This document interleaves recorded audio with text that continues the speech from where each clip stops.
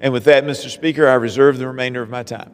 Gentleman from Virginia reserves his time. The distinguished gentleman from Massachusetts is recognized. Speaker, and I thank the gentleman from Virginia for yielding me the customary 30 minutes, and I yield myself such time as I may consume. Gentleman's recognized. Here we go again, Mr. Speaker. Here we go again. This rule is insane. And notwithstanding the gentleman's monotone delivery, there's a lot going on here in this rule, and much of it is not good. What are Republicans doing the first week back? Something to lower food costs as Trump's tariffs drive up prices? Nope. Something to fully fund the government before it shuts down in less than a month? Nope. Something to help with skyrocketing health care prices or reversing their devastating cuts to Medicaid? Nope. None of that. Nothing to help regular people, nothing to help workers or families or people struggling to get by. Instead, Mr. Speaker, these guys are continuing to cover up the Epstein files. Republicans are deeming as passed, which means no debate, no hearing, no markup. They are deeming as passed a new fake Epstein resolution and killing their last fake Epstein resolution. All the while, we already have a real bipartisan bill to unseal all these files. It's the Massey-Connor bill. And last night, every single Republican on the Rules Committee voted against that bipartisan bill. Every single one. And as if that's not bad enough, every single Republican on the Rules Committee also voted to create out of thin air a brand new committee to rewrite the history of what happened here on January 6, 2021.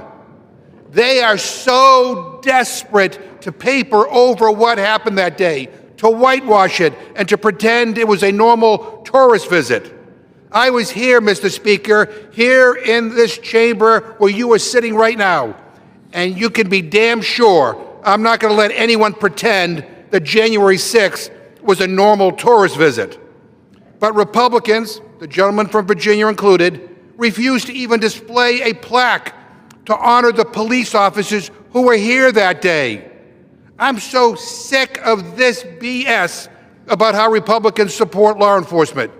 Mr. Griffith and every other Republican on the Rules Committee voted against displaying a plaque to honor the law enforcement officers who were here on January 6th. That plaque, Mr. Speaker, already exists. Congress already passed a law to create it. The Speaker just refuses to display it. Why? Why would he refuse to do it?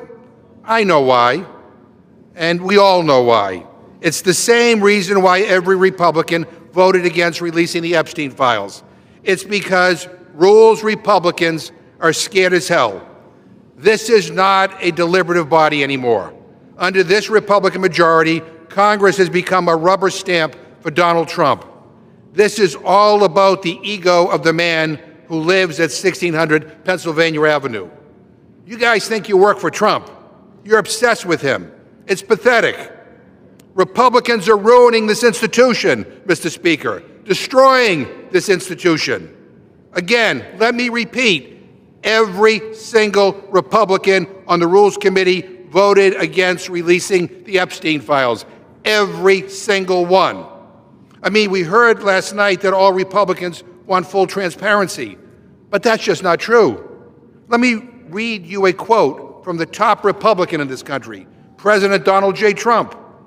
This is what he says about the Epstein files, and I quote, "It's all been a big hoax.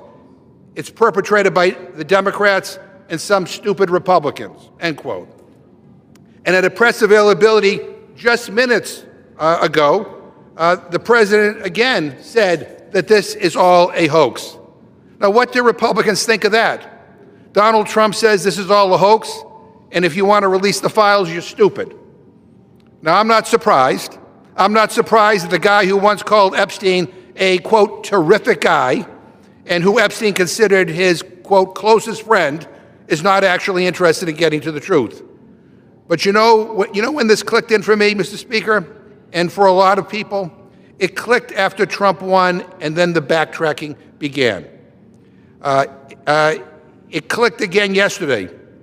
It clicked after Republicans. It clicked after the same Republican leaders who invited influence to the White House and then passed out binders about the soon-to-be-released client list suddenly changed their tune. And it clicked again yesterday when Phase 2 of the binders came out. More information released that's already been released. 97% of it has already been released. It clicked when the same MAGA politicians who once pledged to release everything suddenly came up with more excuses, more delays, and more stalling tactics.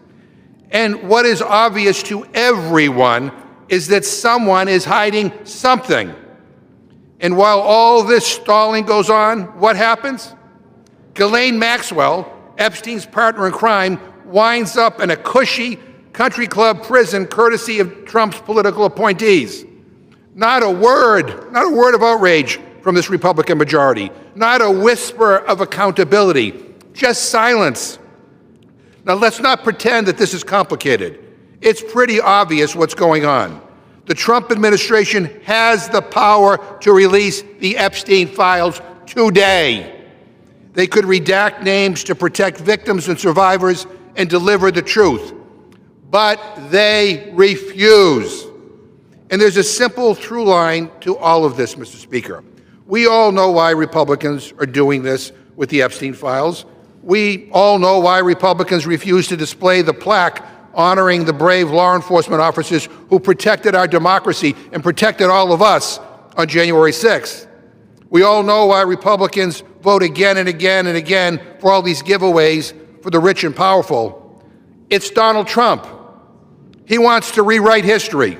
He wants to hide the truth about Jeffrey Epstein, and he wants to continue his giveaways to the well-off and the well-connected. This is all straight out of the authoritarian playbook, and you can bet your ass we are going to continue fighting like hell to oppose this insanity. I reserve my time.